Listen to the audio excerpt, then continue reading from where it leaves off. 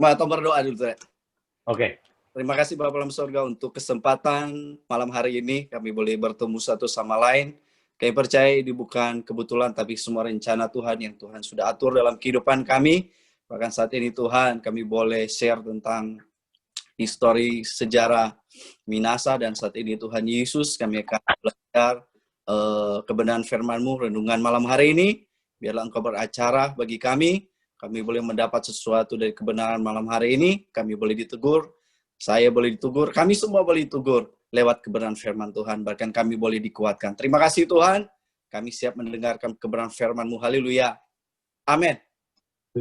Ya, shalom. Shalom.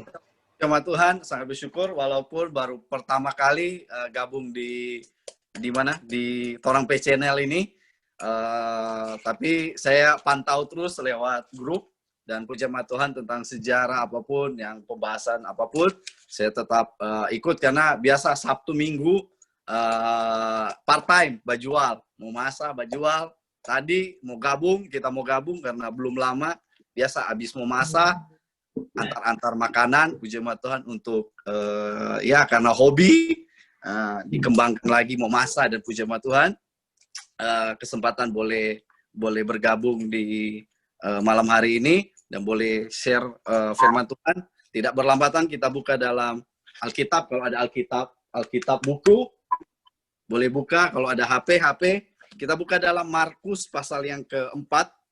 Nggak lama saja, Markus pasal yang keempat ayat 35 sampai yang ke-41.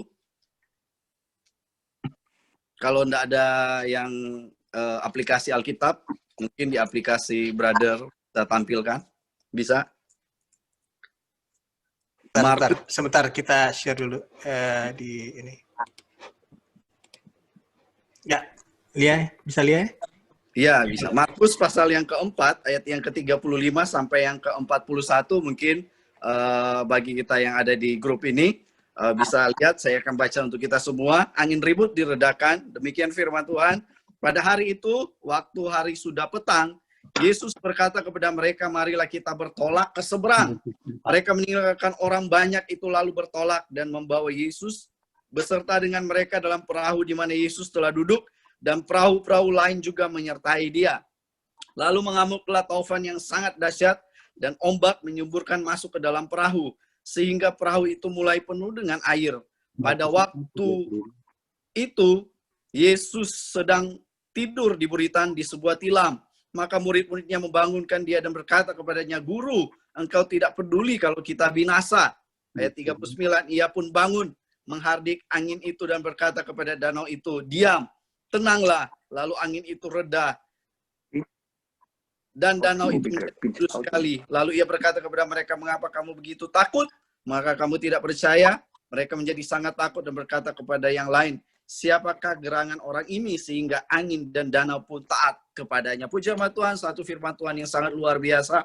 Malam hari ini kita sudah tahu kebenaran firman Tuhan ini sudah sejak kita sekolah minggu sampai kita saat ini pasti sudah sering dengar renungan firman Tuhan ini dalam Markus pasal yang keempat. Nah, kita melihat Markus, kita melihat ada berapa? 4, termasuk ada 4 Injil di dalam perjanjian baru adalah Matius, Markus, Lukas, dan Yohanes, termasuk adalah Markus. Dan kita melihat bahwa perjalanan yang Tuhan Yesus lakukan pelayanan 2000 tahun yang lalu bersama-sama dengan murid-muridnya bisa melakukan mujizat yang luar biasa. Karena apa? Karena dia Tuhan dan dia ada juru selamat satu-satunya. Dan kita akan belajar dari renungan ini bahwa di dalam pasal yang keempat bagaimana Tuhan Yesus melakukan hal yang mujizat yang membuat murid-muridnya mungkin secara manusia itu terheran-heran dengan keadaan yang situasi yang Tuhan Yesus lakukan pada waktu itu. Dan kita lihat di dalam kebenaran firman Tuhan ini, di dalam pasal yang ke-34 ayat 35 firman Tuhan katakan, pada hari itu waktu hari sudah petang, Yesus berkata pada mereka, marilah kita bertolak ke seberang. Mereka meninggalkan orang banyak itu lalu bertolak membawa Yesus beserta dengan mereka dalam perahu di mana Yesus telah duduk, dan perahu-perahu lain juga menyertai dia. Ayat 37, Lalu mengamuklah taufan yang sangat dahsyat dan ombak menyubur masuk ke dalam perahu sehingga perahu itu mulai penuh dengan air. Dengan kata lain, Bapak Ibu, kebenaran firman Tuhan pada waktu murid-murid Tuhan Yesus mengajak murid-muridnya untuk bertolak ke seberang, yaitu mereka naik perahu di Danau Galilea. Kalau kita bisa lihat di dalam Lukas pasal yang ke-8, ayat 26 di situ menjelaskan bahwa danau itu adalah Danau Galilea. Dan pada waktu mereka menyeberang untuk melakukan visi, untuk melakukan suatu pelayanan, apa yang terjadi Bapak Ibu? Itu datanglah apa? Taufan dan yang sangat dahsyat dan ombak menyubur masuk ke dalam perahu. Dengan kata lain bahwa pada waktu mereka melakukan pelayanan, satu pelayanan bersama dengan Tuhan Yesus, taufan mengamuk. Dalam hidup ini, apa artinya? Bahwa dalam kehidupan saya dan saudara, Tuhan tidak menjamin bahwa kita ikut Tuhan Yesus, bahwa kita oke-oke aja, ya kan? Kita tidak ada masalah, tidak ada pergumulan. No, Bapak Ibu. Pada waktu kita semakin dekat dengan Tuhan, semakin kita sungguh-sungguh dengan Tuhan, semakin kita naik, semakin badai itu semakin datang. Dan itu datang, firman Tuhan katakan ayat yang ke-37 bahwa taufan, badai itu datang secara tiba-tiba. Masalah pergumulan Bapak Ibu itu sifatnya masalah badai, sifatnya saya mau katakan. Yang pertama adalah masalah badai itu akan datang secara tiba-tiba. Kita tidak tahu masalah apa yang akan datang sebentar lagi, 1 menit ke depan kita, ya kan? 1 minggu, 1 hari, 1 bulan, tahun depan kemudian kita tidak tahu badai masalah yang akan kita hadapi. Karena apa? Sifat dari masalah itu dia datang secara tiba-tiba. Dia nggak bilang WhatsApp, grup orang channel, sabantar ada datang masalah. No. Iya kan? Dia tidak akan kasih info, masalah tidak akan kasih info bahwa dia akan datang jam sekian, tanggal sekian, tapi dia datang secara tiba-tiba. Bapak Ibu yang saya kasih dalam Tuhan Yesus Kristus, masalah hidup ini pada waktu kita semakin dekat dengan Tuhan, pasti badai tantangan itu semakin kencang, semakin kita luar biasa di dalam Tuhan, semakin masalah itu datang dan terus datang. Saya mau katakan, pohon semakin kita naik tinggi, semakin angin kencang datang, Bapak Ibu. Saya tadi mungkin cuma baru 5 menit, 7 menit dengar Om Weli bilang ada program bikin apa? Baterai. Iya, bikin baterai. Mau buat pabrik. Mungkin kita cuma dengar Sadiki cuma berapa menit. Mungkin kita mau umpama Om Weli mau bikin ini kita sharing kan. Mau bikin perusahaan baterai. Satu pasti ada yang mendukung, ada yang tidak mendukung, betul. Mungkin begitu DP cerita. Mungkin hilang konteks kita atau bagaimana? Bagaimana Om cerita? Bukan Baterai. cara membuat baterai supaya terang gampang, apakah elemen-elemen yang diperlukan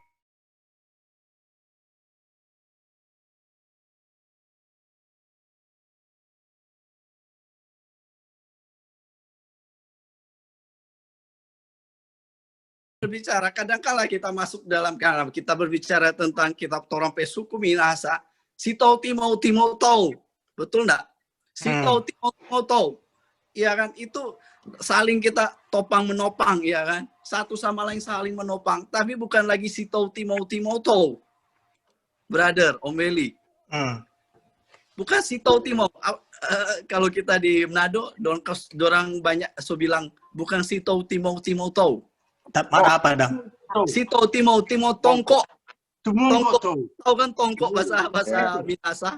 Baku tongkok, baku jatuh, Teto. baku teto, itu. Baku teto. Contoh Om Weli naik. Brother Monai, brother Jeffrey Monai, satu teto. Tak. Supaya nak Monai, supaya jatuh nang. So bukan Sitau Timau Tau. So Sitau Timau Tomongkok. Begitu. Begitu DP bahasa, Feli. Bagaimana? Iya.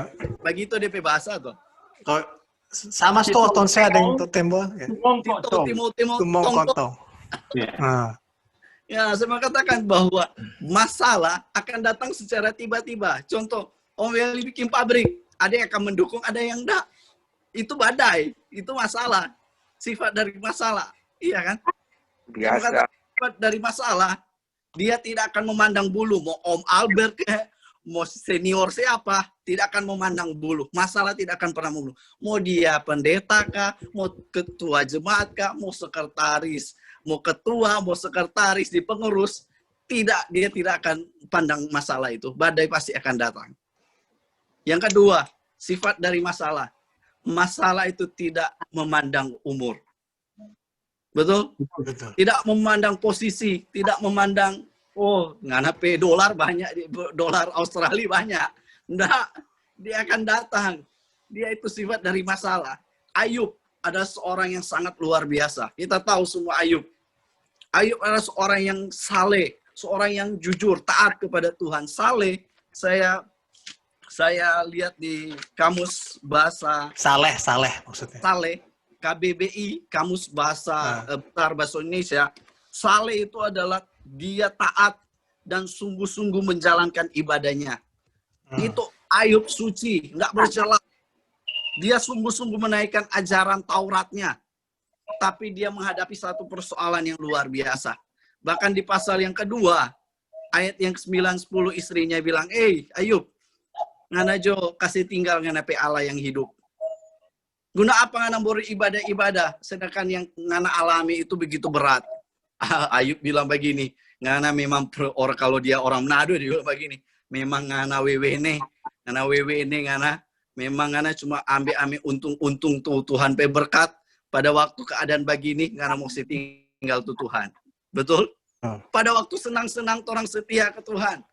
Pada waktu ya Anda, sudah, masalah datang. Orang-orang kayak kita minasa, tontemboan, ini wayamio ngana. Apa ya berarti? Wayamio, apa itu artinya? Coba ajar dulu. Wayamio, kata lain, memang ngana kok memang bilang apa ya? Wayamio ngana. Nggak ada Dia berguna. Nggak berguna, ca berguna. Wayamio. Iya. Belanjaan seperti itu. Hah? Lagi Kalau berenang di bahasa apa? Tonsea apa? Tonsea apa Om Albert? Wayamio. ada pertanyaan apa? Kita Wayamio. ada PB apa? Wayamio. Wayamio apa? Om Willy tahu. Dia tidak berguna. Sama. Oh, berarti ini bahasa sama ini. Mau tonsea dengan totembuan sama DP ini arti. Iya. Ucapan. Wayamio. Oke. Ca berguna. Ca berguna. Dia tidak berguna maksudnya. Iya. Jadi wangker. Wangker besar. Angker besar. Bukan wang apa? Ada di kepala tadi. Itu di bahasa. Ca kan ya enggak. Ca berguna, enggak berguna. Ya bagaimana totembuan? Kalau totembuan pakai ca, enggak. Kalau tonsea Kalau tonsea pakai apa? Ca berguna. Ada kita baru baca atau lupa. Ya sudah. Ayo lanjut. Lanjut. Katakan bahwa Ayub seorang yang saleh, jujur, tapi masalah datang. Istri bilang, ngana setia Pak Tuhan dengan keadaan yang ngana terima. Ayub bilang, ngana perempuan gila ngana. Bayangkan kalau tuh orang bilang tompe meitua gila ngana. Wah, odoh. Kita Berapa itu? Ya penganak 40 tahun, beranak cucu, kok bilang anak kita gila. Dapat duduk tuh mana? Mau dapat duduk tuh ngana. Iya kan? Tapi saya mau katakan bahwa sifat dari masalah dia akan datang secara tiba-tiba. Kedua, dia tidak akan memandang kita siapa. Pasti masalah itu akan datang menghadapi corona. Orang tidak tahu, ada senang-senang, ada happy-happy, ada kerja bagus-bagus. Di orang kerja bagus-bagus, corona datang, koronce datang. Nah, ya. Carlota datang ya, Carlota dong so tahu. Iya kan? Koronce. So datang. Koronces. Manusia tidak berbuat apa-apa. Saya mau katakan, dengan keadaan yang saat ini yang kita hadapi, mungkin badai datang secara tiba-tiba, corona datang secara tiba-tiba. Jangan kita membuat kita semakin down, tapi kita semakin naik seperti burung Raja Wali. Burung Raja Wali dia akan menari-menari dalam badai. Masalah pergumulan dalam hidup kita, walaupun apapun pergumulan dalam hidup ini, orang mau bilang apa, kita menari di dalam badai. Dan pada waktu kita menari bisa melewati pergumulan itu, masalah itu, kita akan bisa menari-menari bersama dengan Tuhan. Dengan kata lain, apapun masalah pergumulan kita, kalau kita mengandalkan Tuhan di atas segala-galanya, masalah apapun, sebesar apapun, mau koronces apapun, corona apapun, kita pasti akan lewati bersama dengan Tuhan. Amin. Amin, amin. Amin, amin. Ya. Kita tahu di kita tanpa kerja ada masalah. Di torampe keluarga pasti ada masalah. Torampe organisasi pasti ada masalah. Bu organisasi gereja kah? Torampe organisasi di torampe suku ada. Oh, pasti akan ada, orang akan hadapi, tidak akan masalah, orang tidak akan pernah orang tidak mau dapat tuh masalah, pasti orang akan dapat. Tapi bagaimana orang merespon dengan masalah itu? Nah, itu masalahnya. Kalau orang merespon negatif dengan apa yang orang hadapi, maka orang akan down. Tapi jangan membuat masalah itu semakin kita down, tapi kita semakin naik, dan semakin. Oh, orang akan bilang, oh, ngana kote orang sebilang ngana begini, ngana sope persoalan sebesar apapun yang ngana hadapi, ngana tetap naik. Dan orang akan melihat bahwa Tuhan yang kita sembah sama orang Kristen, tapi sampai iman beda-beda menghadapi masalah. Atau langsung down, ya langsung ya nothing to do, iya kan? Tapi pada waktu kita menghadapi itu, kita akan naik seperti burung Raja Wali. Burung Raja Wali akan naik terbang tinggi. Ku kan terbang tinggi, bagai Raja Wali dan melayang tinggi, iya kan? Iya. Begitulah sifat dari masalah. Dia akan datang secara tiba-tiba, tidak akan memandang bulu orang sapa. Oh, ngana soal paling lama. Sahabat paling lama di Australia. Om Albert berapa? Berapa tahun Om Albert? Kensha. 40 tahun. 40 tahun. Om Eli berapa tahun? 35. Beti. Beda-beda tipis, Jo. 35 dia 40, Beti. Beda-beda tipis, ya kan? Beda-beda tipis, ya. Mau 35, 40 tahun orang di Australia, masalah tetap akan datang. Betul?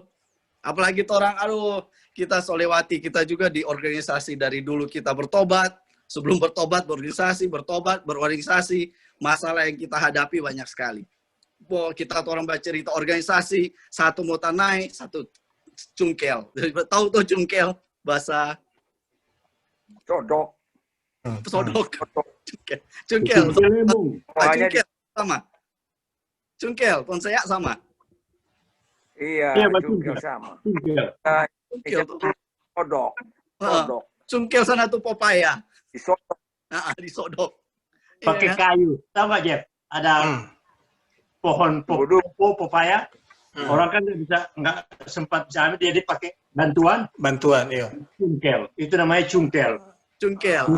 Cungkel sama dengan orang ada berdiri di satu tiang, cungkel pada dia jatuh. Nah, itulah cungkel coba dia. Tapi saya katakan, jangan membuat orang itu lemah, orang membuat orang ciut dalam menghadapi hidup ini. Kita pasti andalkan Tuhan. Yeremia 17 ayat yang kelima, terkutuklah orang yang mengandalkan manusia, tetapi diberkatilah orang yang mengandalkan Tuhan di atas segala-gala. Ayat yang ke-7. Kalau orang mengandalkan Tuhan atas segala-galanya, perseorang orang mau bilang apa orang? Kalau orang mengandalkan Tuhan, Tuhan katakan Keluaran 14 ayat 14, Tuhan yang akan berperang ganti kamu dan engkau akan diam saja. Tuhan akan berperang ganti kita. Tuhan akan berkuasa dalam hidup ini. Yang ketiga, sifat dari masalah, bahwa masalah itu membuat manusia itu binasa. Ayat yang ke-5 menit lagi, ayat yang ke-38. Firman Tuhan demikian, pada waktu itu Yesus sedang tidur di boritan di sebuah tilam. Maka murid-muridnya membangunkan dia dan berkata kepadanya, Guru, engkau tidak peduli kalau kita binasa. Sifat dari masalah membuat orang itu binasa, Bapak Ibu. Bisa binasa, bisa enggak. Karena di firman Tuhan katakan, murid-murid bilang, guru, engkau tidak peduli kalau kita binasa. Mereka ada ketakutan yang luar biasa. Dengan kata lain, Bapak Ibu bisa mengatakan malam hari ini, di luar Tuhan kita tidak bisa berbuat apa-apa. Yohanes 15 ayat 5, Yesus katakan, di luar aku, kamu tidak bisa berbuat apa-apa. Dengan adanya masalah, adanya pergumulan apapun itu, kita serahkan semua di dalam tangan Tuhan. Pasti Tuhan akan bertindak. Di tengah-tengah keluarga kita, di tengah-tengah organisasi kita, di tengah-tengah pekerjaan kita. Kalau kita mengandalkan Tuhan di atas segala-galanya, pasti masalah itu pasti kita akan lewati. Badai pasti akan berlalu. Amin. Kita akan nari-nari di tengah-tengah badai itu. Dan kalau orang sepengalaman, kalau kayak brother Jeffrey, so pengalaman di mana dunia IT atau apa kan, ya saya lihat begini ya, masalah teknis tuh, cuma tuh kabel LAN ada tak cabut, orang so bingung. Kita so banyak masalah, iya. Bahaya itu. Tak jalan, padahal tuh kabel LAN ada tak cabut di kantor. Betul. Oh ini on ada signal, salah satu orang tahu masalah itu di mana. Oh mungkin kabel LAN atau signal nggak ada, begitu juga di hidup ini, ya kan? Kotoran tanpa kerja, siapa yang bawa forklift ini, yang senior bawa forklift ini siapa di Melbourne? Oh forklift ini ada masalah ini, cuma dengar DP suara, oh tuh forklift ini kok DP rusak ini. Bawa oto besar, apa bawa oto besar ini, kita dengar nih. Om Willy, berapa wheel? 32 wheels ya, 32 wheel ya, Om. Apa? 48 wheels apa? 32 wheels. Kalau orang pengalaman di situ cuma bawa bunyi sedikit, oh tuh DP bola tengah ada masalah. Nah, itu orang di Tuhan. Kalau orang di dalam Tuhan, pengalaman di dalam Tuhan, masalah apapun, seberat apapun, pasti orang tahu jalan keluar. Orang tahu di mana orang akan bersandar dan berharap. Hanya Tuhan Yesus satu-satunya. Amin. Amin. Ayat yang terakhir kita buka, mungkin yang paling senior tuh. Om Albert bacakan. Mazmur pasal yang ke-62 ayat 44. Ambil dulu itu. Apa Mazmur apa Markus? Mazmur. Mazmur berapa? Sebentar. Mazmur ayat 14. Mazmur 60 ayat 14. Bentar ya. Mau kasih ini? Iya. Ini bukan? Ya, itu. Ini dia. Ya. Masuk 60. Paling lama di Melbourne. 60. Paling lama di Aussie. Mazmur 60. Ya. Ayat 14. Ayat 14. Iyo. Dapat baca? Oke. Bapak, dengan Allah akan kita lakukan perbuatan gagah perkasa, sebab Ia sendiri akan menginjak-injak para lawan kita. Amin. Amin. Sudah. Amin. Satu ayat penutup. Mazmur pasal yang ke-60 ayat 14. Dengan Allah akan kita lakukan perbuatan gagah perkasa, sebab Ia sendiri akan menginjak-injak para lawan kita. Lawan kita bukan darah dan daging, tapi penguasa-penguasa di udara. Firman Tuhan katakan, masalah merupakan salah satu perlawanan kita. Kalau kita mengandalkan Tuhan di atas segala sesuatu, semua hidup kita pasti dengan Tuhan. Kita cakap melakukan perkara-perkara yang dahsyat dan luar biasa. Amin. Om Albert, Om Welly, Brother Jeffrey. Amin. Yang ada di sini, pasti Tuhan akan lewati masalah itu. Pergumulan apapun itu. Kalau kita libatkan Tuhan Yesus di atas segala-galanya, Tuhan pasti akan jalan keluar. Masalah yang kita hadapi, kita akan keluar. Ayub katakan, Ayub pasal yang ke-23, saya ingat paling terakhir. Ayat 10, dia katakan, kalau dia menguji aku akan timbul seperti emas. Amin. Di tengah-tengah keluarga, organisasi, pekerjaan, pelayanan kita. Kalau kita melewati semua badai itu, kita akan menjadi sesuatu yang paling berharga. Gold, emas, sesuatu yang paling berharga. Amin. Amin. Orang lihat, oh mantap, Om Albert mantap. Brother Jeffrey mantap. Om Welly mantap. Dan semua siapa lagi yang ada di channel ini. Oh mantap orang semua. Gampang karu. Gampang karu. Itu tapi opa biasa ngomong gitu. Tonton orang bilang gampang.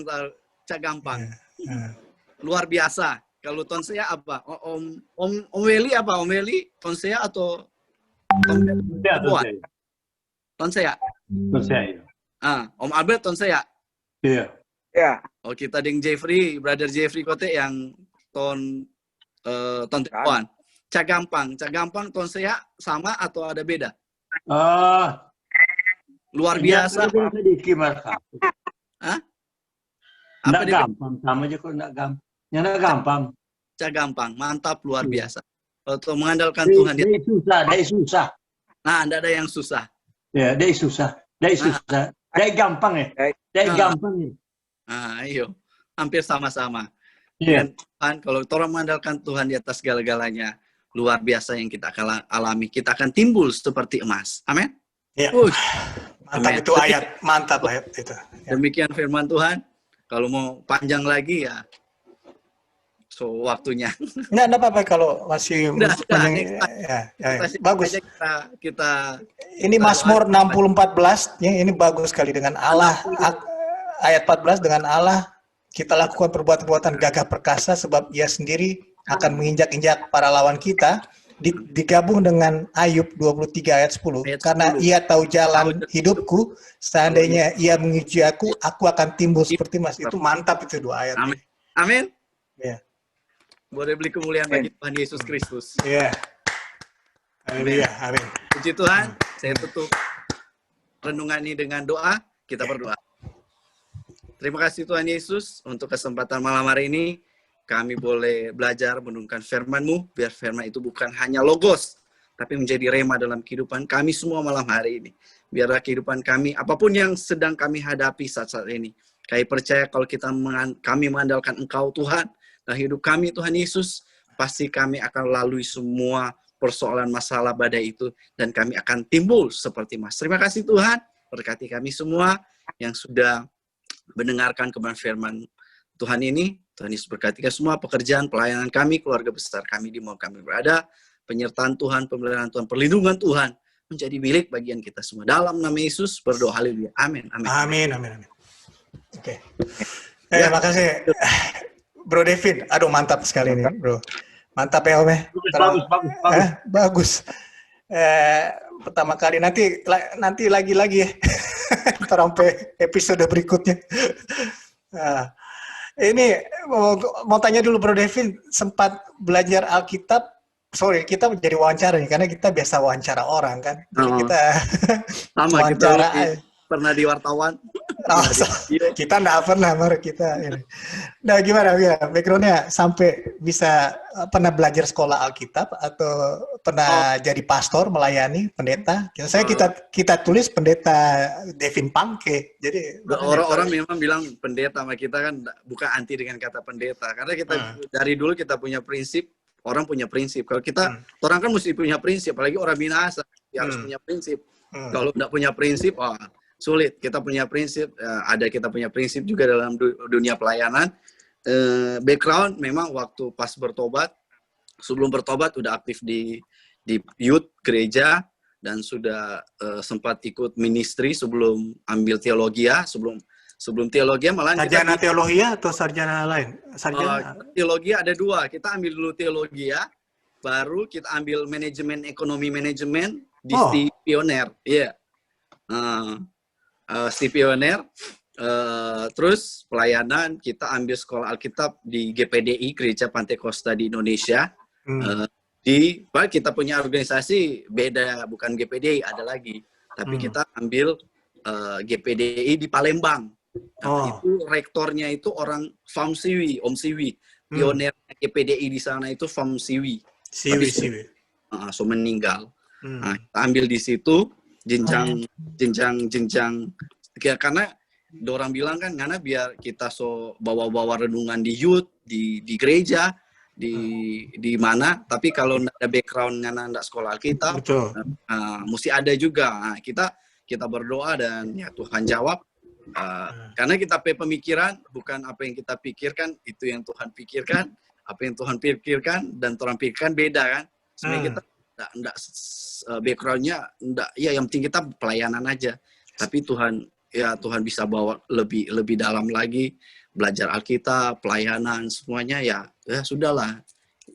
Memang kita itu di situ dan boleh menjadi berkat karena pelayanan kita dulu dengan tim di Indonesia so sampai di Sumatera, Nias, pedalaman Nias, sampai Papua, Kalimantan. Ya, Itu kalau ditahbiskan sebelum pelayanan pasti ditahbiskan dulu ya.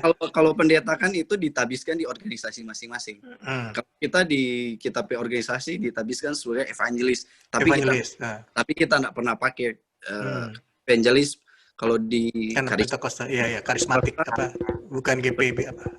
Pendeta muda dulu, pendeta pembantu, pendeta muda, terus pendeta penuh. Tapi kita karena kita belum bilang anak pelayanan harus ada di organisasi, harus ada surat, harus ditahbiskan. Ya kita ikut organisasi aja, namanya juga organisasi. Betul. Memang. Tapi kita punya prinsip, ya kalau di pelayanan kita Tuhan tidak pernah lihat mengenai titel, mengenai ini, karena kita punya prinsip, yang penting pelayanan aja, boleh menjadi berkat, apalah, tapi ya itulah background itulah sedikit demi sedikit. Di Nias ya. Trump pelayanan di satu ministry di Jakarta, orang pelayanan di anak muda itu kebanyakan orang anak muda, orang sambil pelayanan orang bawa bantuan, baju, buku untuk ini karena di Nias pernah kesaksian orang itu kesaksian dari kota itu ke pedalaman itu memang belum ada lampu lagi, memang luar biasa perjalanan di sana, bahkan organisasi gereja di sana ya, Tabernakel kalau nggak salah, dia punya pendeta bilang, ngoni pelayanan Jakarta, dorang pe organisasi pendeta aja, nggak pernah tembus, nggak pernah datang ke dorang pe gereja di Nias pedalaman, malah ngoni anak-anak muda yang bisa sampai di dalam pedalaman Nias, dan ya orang bilang ya itulah visi misi yang bagus itu pelayanan. Memang pelayanan harus cari pendalaman. Gitu no. Gitulah. Bagus. Pengalaman bagus itu, pengalaman hidup yang mantap. Kita belum pernah ada pengalaman seperti itu. Papua, Sumatera, Kalimantan. Ya mudah-mudahan Devin di sini ya kita doakan Devin di sini dengan Awan so senang kan ya di Melbourne ya. Atau masih ingat-ingat Langoan atau mana? Apa masih ingat-ingat Langoan atau bagaimana? So senang atau bagaimana? Iya. Kalau ingat Kapulangan pasti ingat. Nggak walaupun 35-40 tahun dia tuh Om Abel. Tapi tetap kampung halaman orang mesti ingat. Orang jangan lupa juga orang jangan lupa juga orang pe tanah kelahiran, jangan lupa juga orang pe asal mula dari mana. Karena kalau orang so di luar dong kadang-kadang bilang orang ngana orang Tonsia, ya Anda. Ya, ngana Tembon, ya Anda. Maksudnya orang lupa dengan asal usul orang. Jangan lupa. Iya. Rompe pusat katanya kok. Ada tanah di mana? Pusat gitu.